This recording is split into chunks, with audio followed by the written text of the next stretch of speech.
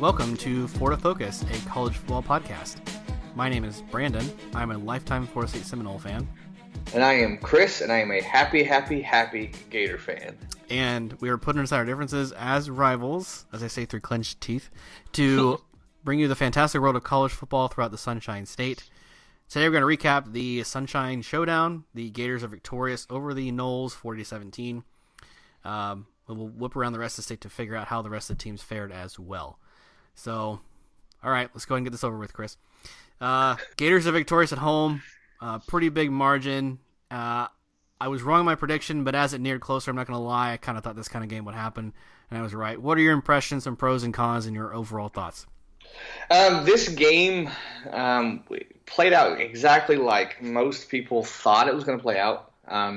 That FSU would throw some punches, but Florida was just the better team, and Florida State had to play pretty much perfect to compete, and they put up 17, but they couldn't stop Florida. And I thought that Florida State would make it a closer game, like maybe into halftime, but really it was over after halftime. Like by halftime, it was at 30-7, especially after that second quarter by Florida offensively. Yeah. It was pretty much over. But this is kind of on par for what we thought would happen. Florida State Akers would get his numbers, Terry would get his numbers, but Florida State's O-line wouldn't block, and they couldn't stop Florida's receivers. What we talked about before, what a lot of people have been saying, and this is kind of how it played out. As far as the positives for Florida, there was many of them. There were 40 positives. No.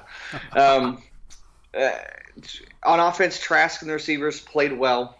It was good to see we have 4 senior receivers plus our running back, P. Ryan, is a senior. So it's good to see them play well this game.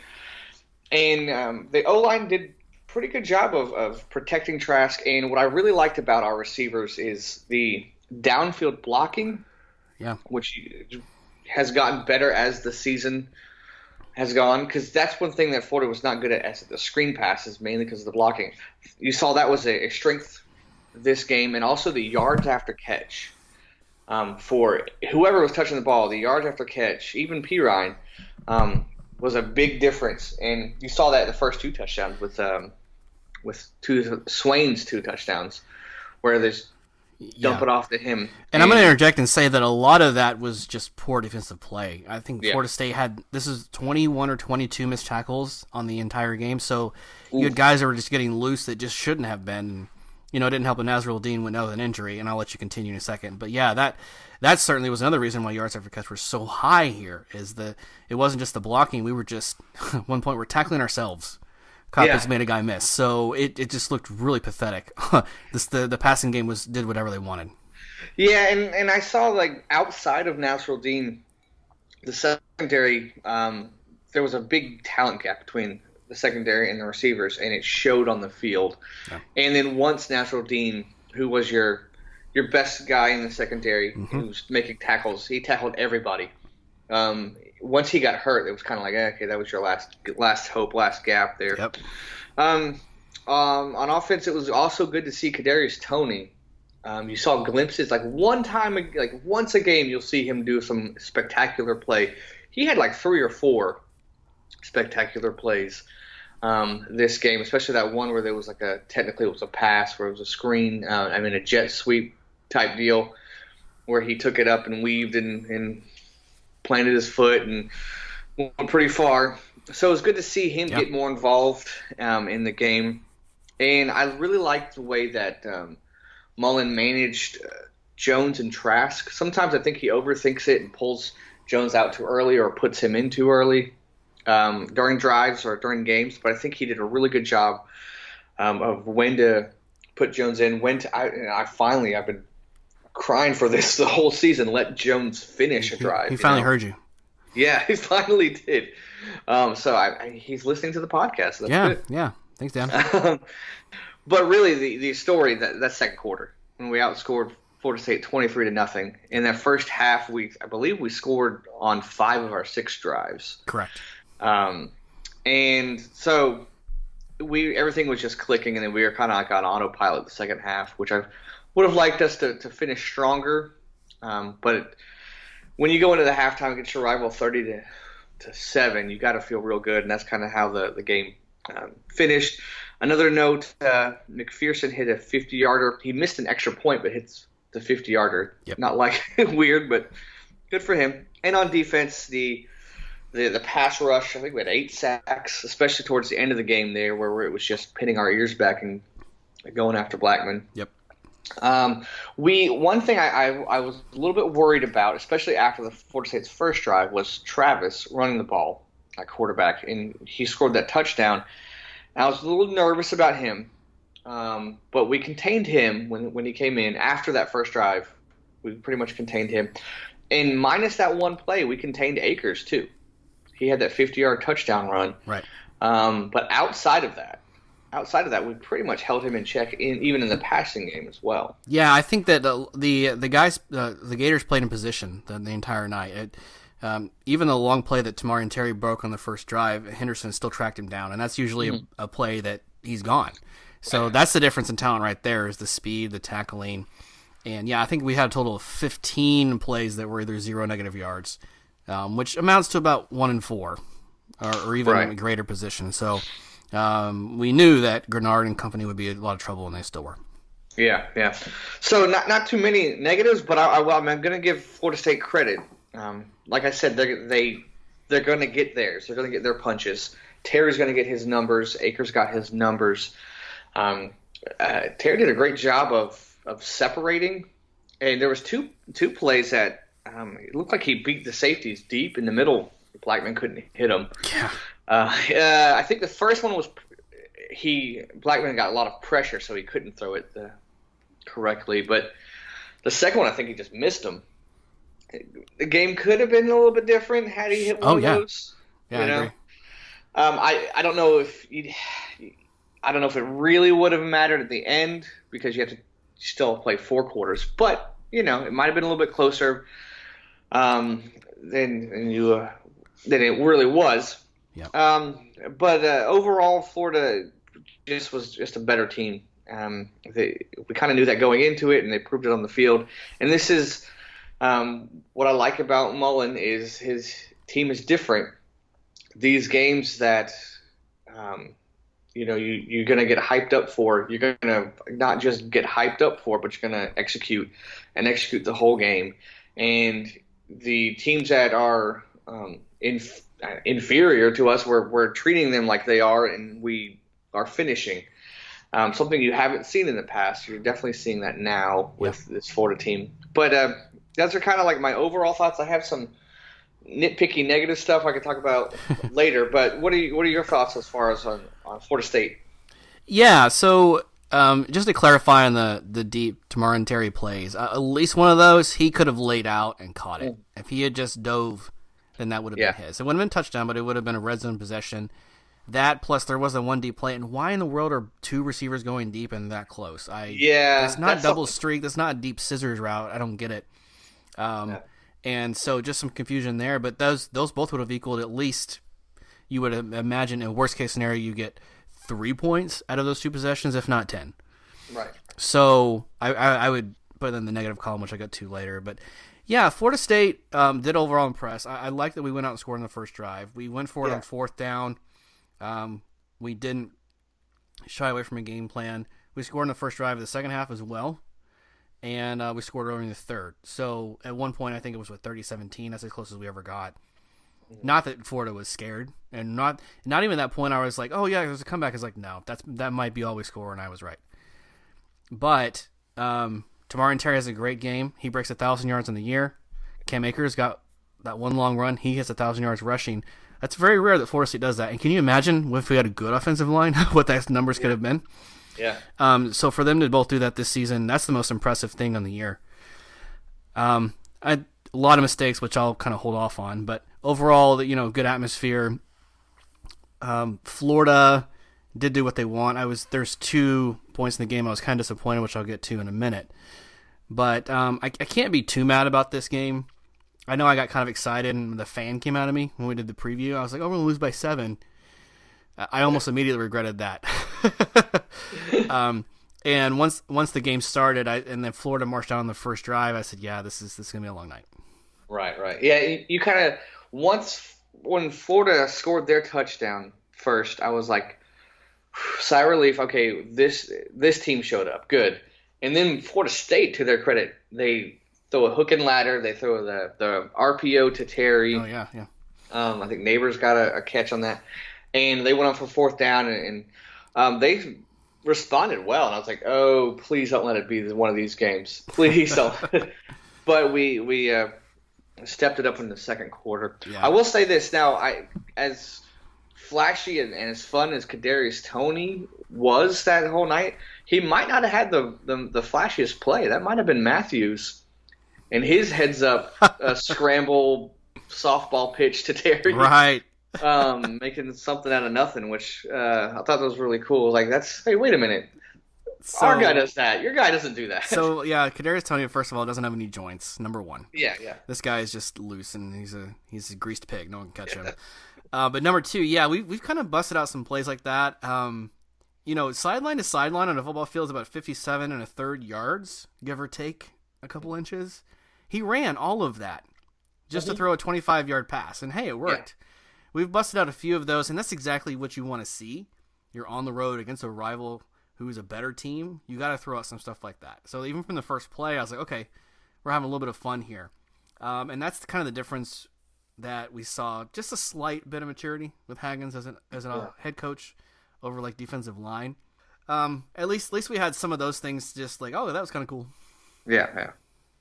So as far as the negatives for Florida, they're not much when you win 40-17, but there are some. McPherson's extra point, I was hoping that wasn't going to come back to bite us, and it didn't. Right.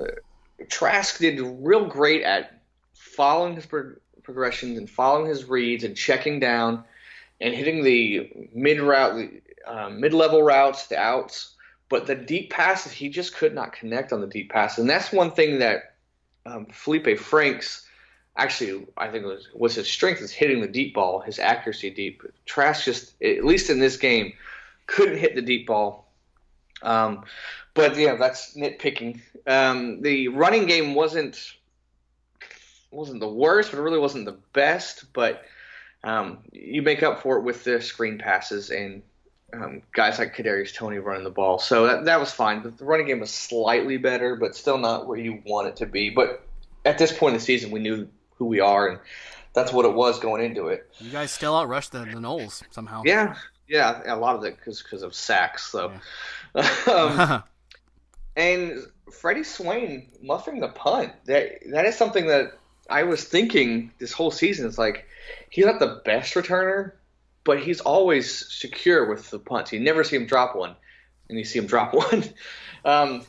Thankfully, it didn't cost us, but it could have. It really could have. And then our safeties, sometimes they, as good as they are, sometimes they let a guy go by every now and then. They did it twice in this game. Thankfully, it didn't bite us. But yeah, that's about it. We got a lot of help from Florida State, honestly. Yeah. They had some of the most untimely penalties I have ever seen in a game. And I know that you've got to be frustrated with it. I mean, you're going to have your penalties. Like, nobody's perfect. But Florida State had 13 penalties to Florida's 3. I think that's like the stat of the game to me. Yeah. And the fact that it was on a fourth down that they stopped us, well, there's a penalty. Was it offside or something like that? On the muffed punt, which you actually finally recovered. Yep. Was it legal formation? Yep. So it was just kind of that. I was like, that's got to be super frustrating because you're finally getting stuff going, and it's just a one play here, but you add them all up, it's not going to be enough. Just a killer. And then, one negative. I'll end with this. I'll let you vent. Marco Wilson's flop. Come on. Oh, hey, I was gonna bring that up too. Come on. I think it's kind of funny, and I think he was really like joking around because him and the teammates were like laughing like immediately right after. Good Lord. But that was very blatant, very blatant. It worked. I mean, Yep. the ref threw. I don't think he needed to flop. I think it was clear. It was a clear contact to the head. They were gonna throw the flag anyways. But I'm just kind of like, come on, dude, come on. Yeah, there you go. At least the nation is something, right, Chris? Penalties. Number one in the country. Hey, something. We're number one. Yep. On a scale of 1 to 10. So, Florida State. Just a lot of things there. You mentioned the deep passes that didn't go our way. The only time I got mad at a Gator was that flop. I was like, you've got to be kidding me. I don't even know if they throw the flag if he doesn't overset it like that. Because, there was some contact, but they might have just let it go. Didn't end up the head though. I guess. Late strike. But it was like hey, I'm frustrated. I'm walking away. Right. I mean, he wasn't like upset at him, but he did make contact with him. But did Marco need to flop? No, of course not. Aguayo set the field goal anyway, which I was kind of impressed with. So at least on senior night, he gets along. It was a 48-yarder, I believe. The other time I was just really, really infuriated is late in the fourth or middle of the fourth when Dan Mullen fakes a field goal deep in his own territory. That fake punt, yes. Yeah. I meant to put that down. Fake punt. Yeah, sorry. The fact that we didn't score in that possession really kind of rubbed me the wrong way. Yeah. Even the fact that we're trying to kick a field goal, which Aguayo missed, why not just go for it?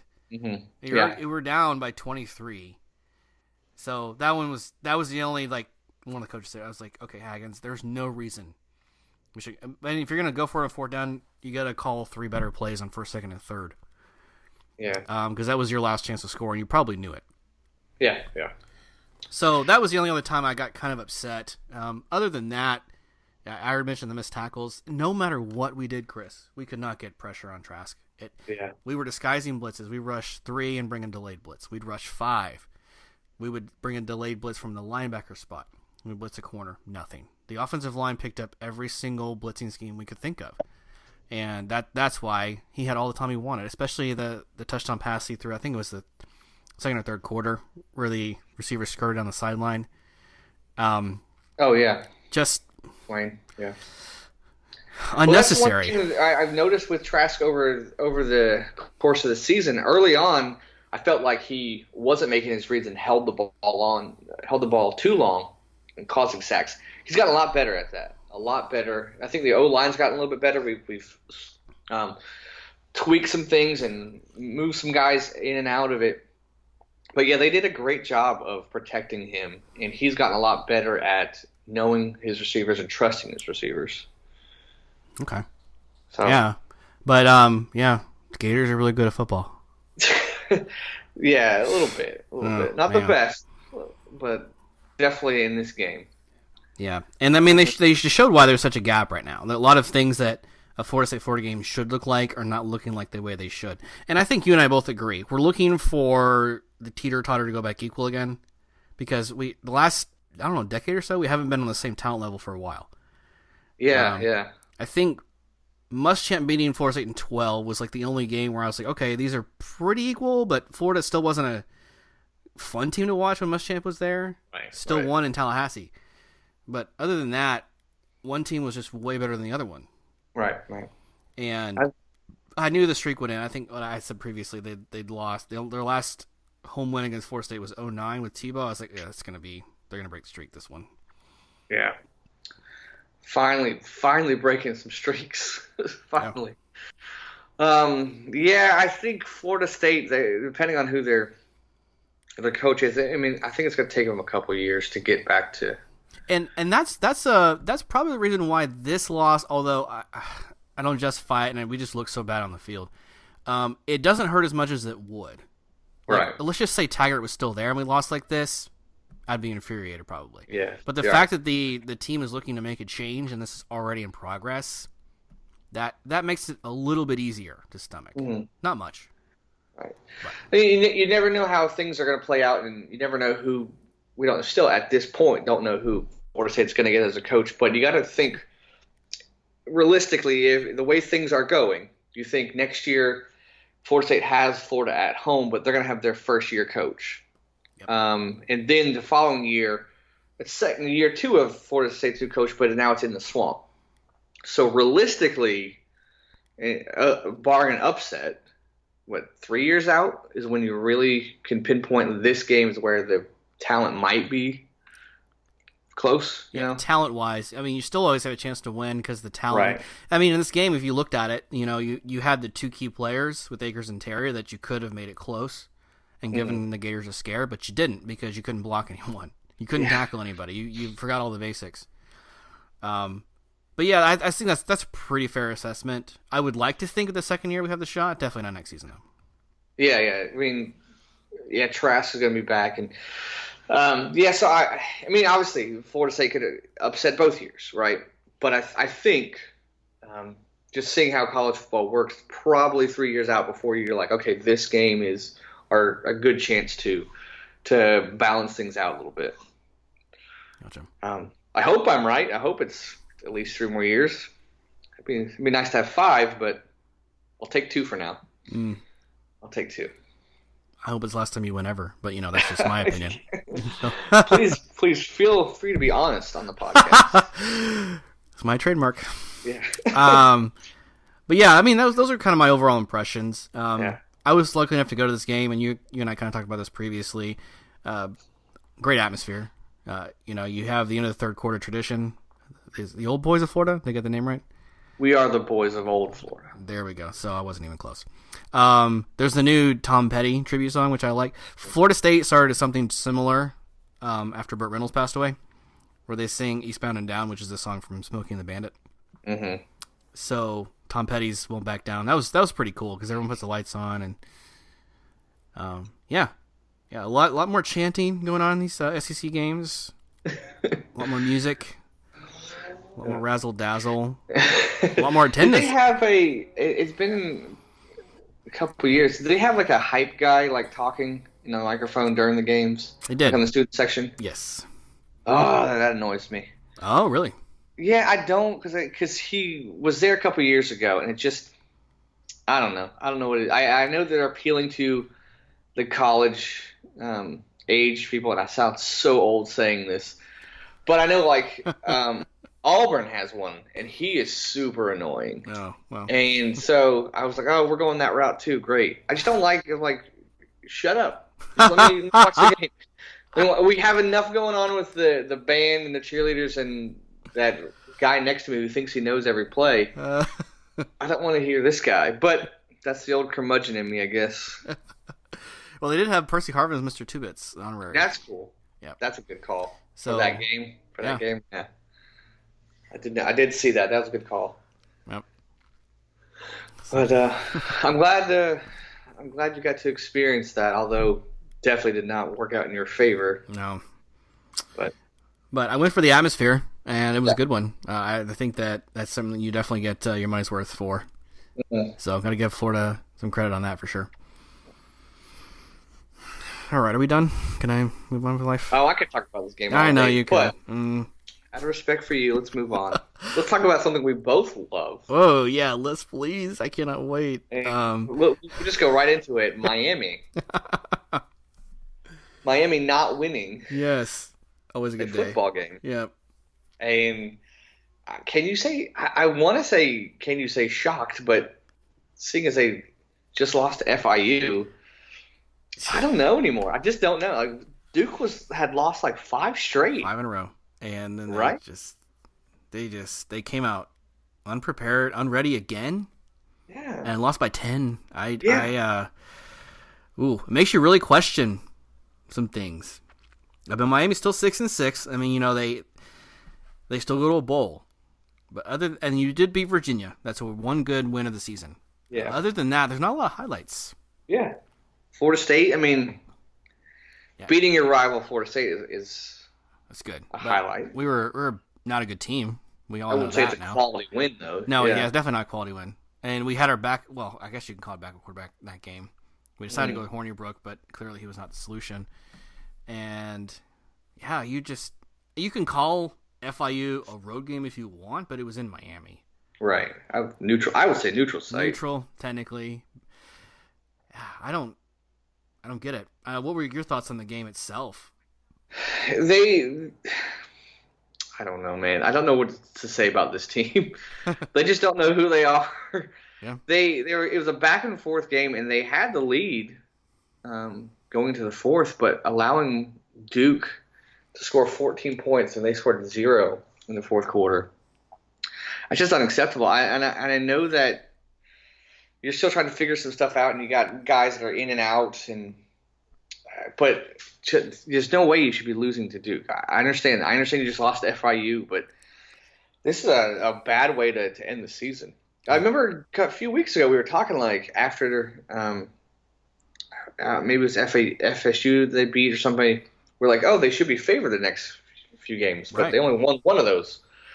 So I don't know what is going on. I don't know if it's Diaz or if it's just the fact that it's his first year and he's having trouble having guys buy into the program or what. But they don't know. So inconsistent offensively, especially. Yeah. I just is Williams. I mean, from Martell to Perry to Williams, I still don't know who their quarterback is. It's talk about a revolving door that Martell didn't even get to participate in. I'm just scratching my head when it comes to this team and this game. Yeah, the only thing I can think of is the fact that Dallas was injured against FIU and wasn't there. I don't know if his leadership has something to do with it. I mean, you certainly see a drop in the rushing attack, but they've had games where he's played, but it wasn't a factor, and they've been okay. Yeah, there you go. So I just don't know. I really don't know what to say about this team. Yeah, I mean, there is a bright spot. Osborne, KJ Osborne has been pretty good these last few games. He had one good return, I think. Other than that, yeah. Yeah, and I mean, David Cutcliffe does have some decent coaching up his sleeve, but usually it's on the offensive side. And when you get to the quarterback from Miami, as much as you did, I think it's 9 sacks for Williams or something crazy. Yeah. That'll do it right there. And it wasn't like this game was like a fun one to watch because no team even got 300 yards of offense. Yeah. It was just sound discipline and just constant. I mean, Duke got 6 sacks of their own. So, I mean, Miami's defense showed up. It's just the offense continues to plague them. Yeah. And even if, you say they showed up, they still gave up 27 points. And that's not something that they usually do. And, yeah, that O-line, though, you make a good point. That O-line it started off pretty bad with Florida. Has not improved at all. Yep. At all. And your quarterback, no matter how great he is and how talented the weapons are around him, can't do much if you're on your back, Yep. So, tough loss for them. I mean, I'm not upset, but it's a tough loss. It is. Yeah, 27-17, they lose on the road, and now Miami, like Florida State, finishes 6-6, and they await their bowl decision. Yeah. So, it could have been so much better. I mean, you were up to 6-4, 2 games you really should have won. Right. And you would have gotten a better bowl pick for sure, but here you are. They could have and should have been at 8-4. Yeah. They should be 8-4. But man, disappointing for sure. Yes, indeed. Okay, but still comical. We'll go ahead and move on to the war on I-4, Chris. UCF versus University of South Florida. Yeah, let's talk about a game that we played out just like you thought it would. Yes, indeed. So UCF is victorious at home, 34-7, beating the South Florida Bulls, and UCF. Actually, I think as I was calculating, probably for the first time in probably 4 to 6 weeks, covers the spread. How about that? Okay. And it's largely because late in the game, when South Florida could have threatened to score, the UCF defense stepped up and turned them away. So, Dylan Gabriel, what a fantastic season. This guy had a really experienced offensive line, took advantage of it, talented wide receivers, and looked as confident as ever. Yeah. I think this game was really never in question. It got a little bit stagnant, second, third quarter-ish, but UCF continued to put it on them, and the Bulls, as we expected, just could not move the ball in offense. They couldn't get anything done. I don't know, did you want to talk about Charlie Strong yet, or do you want to hold off on that? Just one quick thing. I know the South Florida didn't have Cronkite in there, and it really showed that although he is inconsistent, you still want to have a talent like that on the field to give you a chance, and he wasn't there, and it showed that it was they needed something because it just wasn't happening. They're down, was it 24-0 at halftime, and at that point you're like, okay, it's over. Yep. Yeah, this is. You weren't expected to win, but come on, show some kind of life and some kind of fight. Sure. And this is what ultimately did in Charlie Strong. We knew it was going to happen, but yep, Strong got the axe right after. Shortly after. He did not survive the season. You saw this coming more than I did. I thought even as late as last year, I was like, hey, this guy's going to get a better job. He's going to get a Power 5 position. And after a 4-8 season, your fans stopped showing up. And then by the way, he lost one game as a Louisville coach to UCF and then 3 since he's the Bulls coach. 0-4 against the Knights. Really? That just can't get it done. You had one good team in 2017, and that was all Taggart's players. Charlie Strong has only beaten 3 out of the 18 schools that are Power 5 or something crazy like that. Yeah. I mean, I look back and I was like, that can't be right. And I was like, wow. Yeah. Sure enough. He just doesn't have a good. It just ever since he left Texas, just nothing's been right for him. Right. And I think he's one of those guys that, although he had mild success at Louisville, I think he's one of those guys just better as a coordinator. Maybe. And some guys just are. I think he's one of those guys. Although he did decent at Louisville, so that to me is kind of I don't know. Just recruiting wise, he just couldn't get it done. I mean, you grabbed all 100% of your players from Florida, which is a good plan, but they're all leftovers from the better schools. Mm-hmm. And yep. And for the Knights, I would say it was senior night, and their biggest mentality, their biggest goal was to send their seniors off well. That's why Adrian Killens, I was like, where's this guy disappeared to at injuries? 3-5 touches a game, 14 carries. So it was clear that he was going to be the workhorse against the Bulls. Right. Yeah. It was a good way for. I know that it wasn't the season that they wanted for sure. They had bigger expectations, but it was nice way to finish an up and down season, especially at home against a rival. So good for them. Yep. So for the first time in 3 years, Chris, the UCF Knights are sitting at home during the AAC championship game, awaiting their bowl fate. But 9-3, still a good year. Yeah. Yep. Yeah, absolutely. Second best team in the state. Yeah, I think by far. Yeah. I've seen some rumors that they're pitting UCF and Florida State in a bowl game. Oh, really? Who knows if that actually happens, but as a Florida State fan, I don't want that. Yeah, I don't think you do. Nope. I don't think you do. Even at our best game, I don't know that we win that. Yeah, and they have so much to prove and a chip on their shoulder. Oh, yeah. And this is the year they would win. I'm not even going to get into the discussion about Terry and Akers sitting out the bowl game because that's a very vivid possibility. Yeah, true. Very true. Yeah. But, yep, Knights win at home 34-7. Charlie Strong is gone as the head coach. We'll wait to see where he ends up and who the next head coach for the South Florida Bulls is. Yeah. Who would you hire, Chris? I know that someone has expressed interest in that job.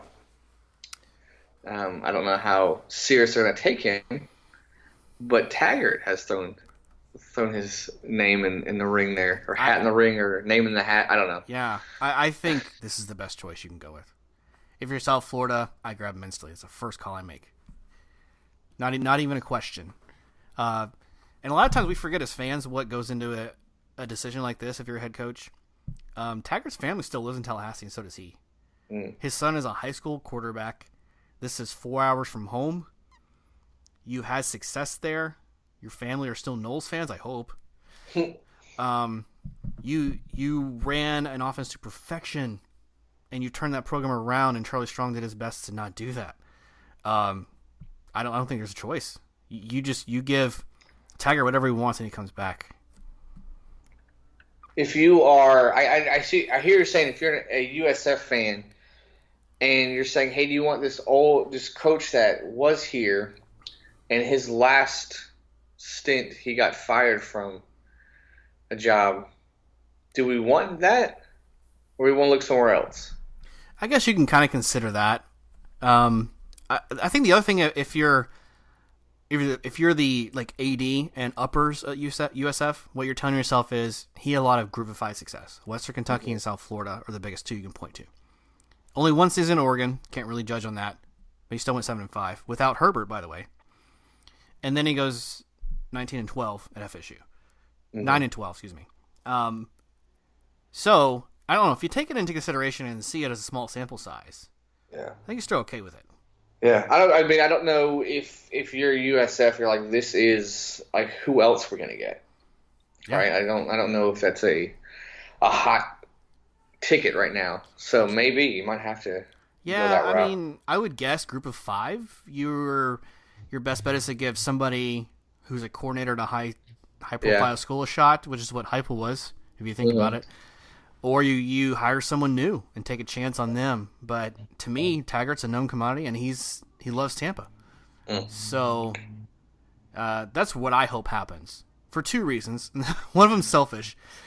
Turns out that part of Taggart's buyout from Florida State was wrapped up with his South Florida remaining contract. That would be null and void. So we would owe him less money, number 1. Okay. But number 2, he had success there and he's a great coach, and I wish him all the best. This is the place he can do that the best. Yeah. Might be. I just thought it was interesting that he's like, when you go back to a school that you used to coach, I always think that's kind of interesting because it's rare, you know. Well, if you do it on a long gap, I think it's bad. Like Bill Snyder, Kansas State. That's the one that popped in my head, yeah. Now we're going to find out what's his bucket at Rutgers. Greg Schiano.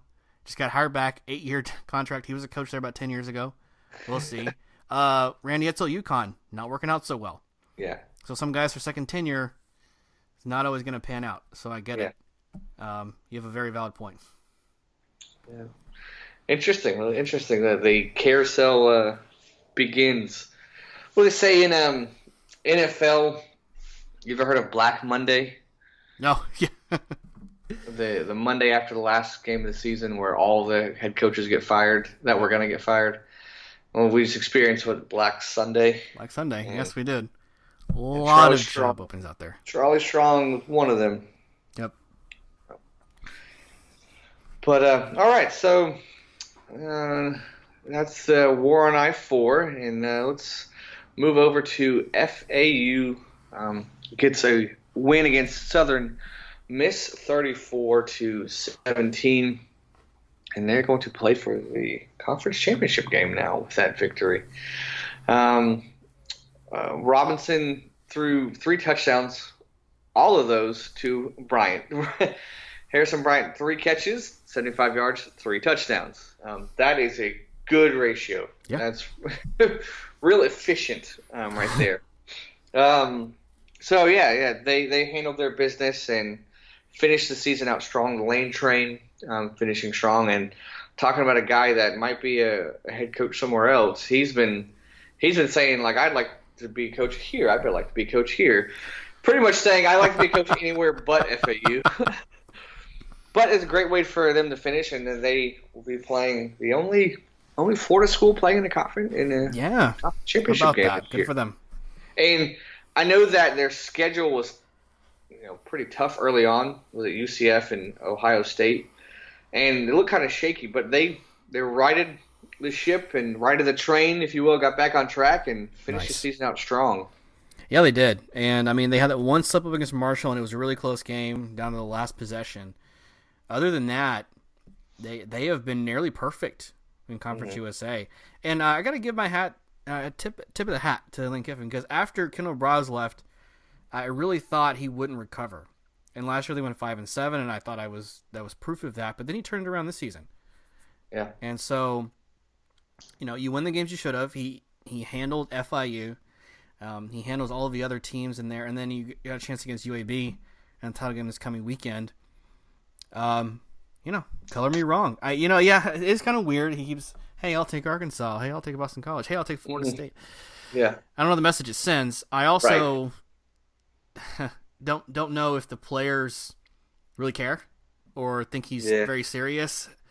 He has a track record. Also, he's a pretty young guy. So he relates to the players really well. They may just pass it off as him being goofy. Who knows?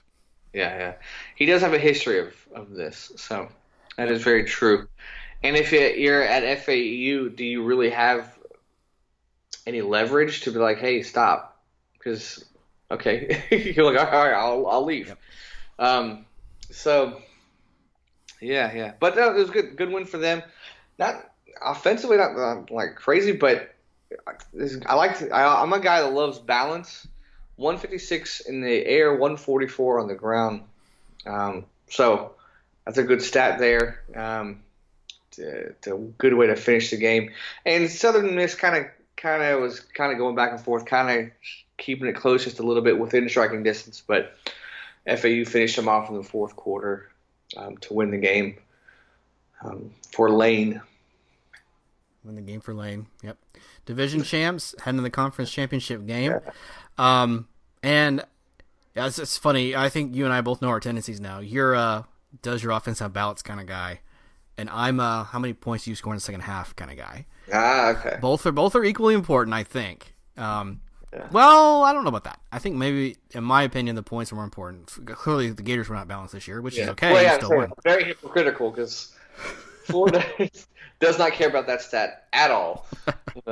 Well, and I think in a different setting with different players, Mullen would have had a different attack this year, and this would have mattered, and he would have forced the issue. But when you came in and saw Trask, who what a comeback story, right? A guy steps in the first month of the year and leads the Gators to a top 10 finish.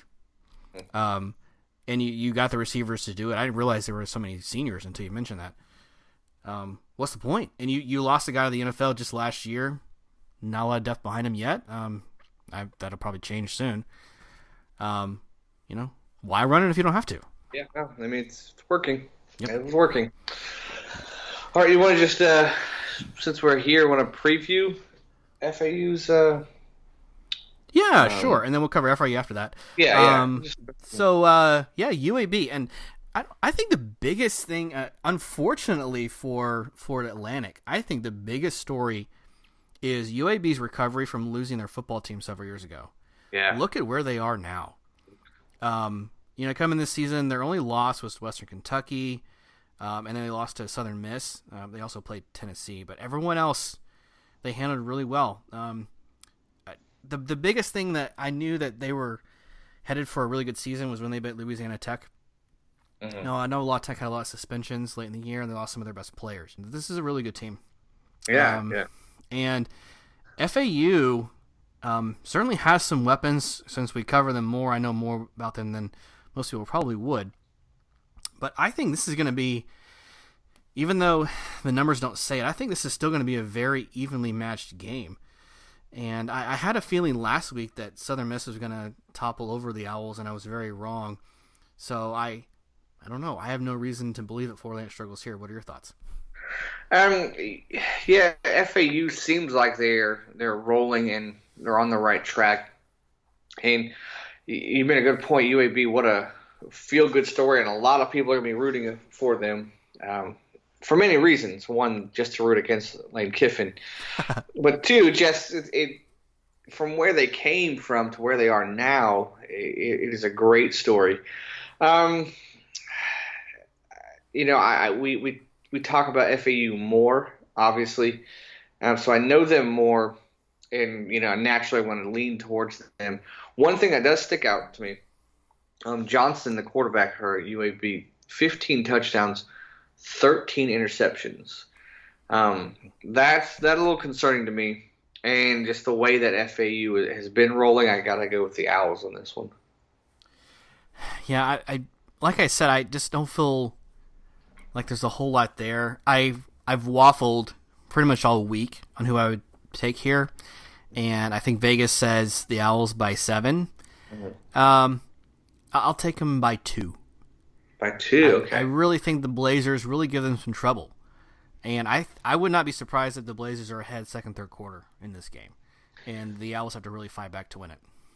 Yeah, I think it's going to be a close one. I think it's going to be back and forth. Maybe whoever has the ball last, possibly even overtime. That'll be fun. I don't think FAU is going to run away with it, but I think they just got things going, especially at the right time this season. I think they're going to pull it out. All right. And then we'll go backtrack a little bit and review FIU's lost to Marshall in overtime. Yeah. And just when, Florida, you knew who they are. Florida State, you know who they are. Miami, FIU, not a clue. Not a clue who these teams. FAU, you kind of, USF, you kind of know. But FIU, just, what are you doing? Yeah. What are you doing? I obviously Marshall had the better record, but you beat Miami. Granted, Miami's not the U, but you still beat Miami. Better than Marshall. Yeah, I think so. And now maybe they put so much into that game that it didn't translate into this game. But yeah, I really think it's a game that they could have won, and they just could not pull it out. They come, at a great fourth quarter, finish strong, but just couldn't put it out in overtime. Yeah, they had a lead and let it slip away, and then they gave up a late score, and then they go down and they kick a field goal to ensure overtime. And you really had your key players pretty much as involved as you wanted in this game. Mm-hmm. You had Jones, you had Morgan. Not quite the offensive put out you would have expected, but the bigger thing was you just couldn't stop Marshall. Yeah. Key decisions, key downs. The Thundering Herd kind of got it done. And then they made the plays when it mattered, especially in overtime, to get the win. Yeah, but they are bowl eligible. And so they're going to go bowling. But you really thought that after last week's game, they're going to pull this one out. I thought. I think I might have picked Marshall. I don't know what I picked. But still kind of surprised that they lost this one. I wasn't surprised. I actually did pick Marshall, but it was for the reason you already mentioned, and that is the hangover effect from beating Miami, putting too much into that game. Now, Marshall was a very good team, and they won. They knew that they had to win this game to have a shot at the division title. They're sitting there hoping that Florida Atlantic lost to Southern Miss. That didn't happen, so they were out of there. They had their shot, and they missed it because they actually that was FAU's only conference loss, but just wasn't enough, and the Owls are too strong right now. So, yeah, but still a great game. You hate to see them come out like this, and that's how you end the regular season. But valiant effort, like you said, 6-6, should be enough for a bowl game. I think there might be too many teams, not enough slots with bowls. I can't imagine they pass up FIU though. I'm sure there's some worse teams that are 6-6 that won't get one. And I mean, I would if I'm FIU, like, hey, we beat Miami, so. Right, which is why that's a good enough win. They just should be fine. Oh, man. Chris, that is the end of Week 14, and we even recapped or previewed a Game 15, so how about that? Crazy that we're at this point of the season. The regular season's over. Yep. And now we're getting to the championship games and bowls and playoffs. And it's crazy that we're talking about this right now. It goes by so quickly, so I'm glad you guys enjoyed it as much as we did. Yeah. Just forecasting a little bit into the future, we will do Conference USA recap, but we'll probably bundle it with the bowl announcements and kind of project where everybody's going and our initial thoughts on that probably next week.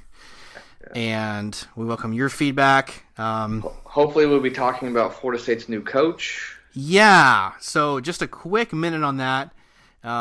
It's been an up and down search.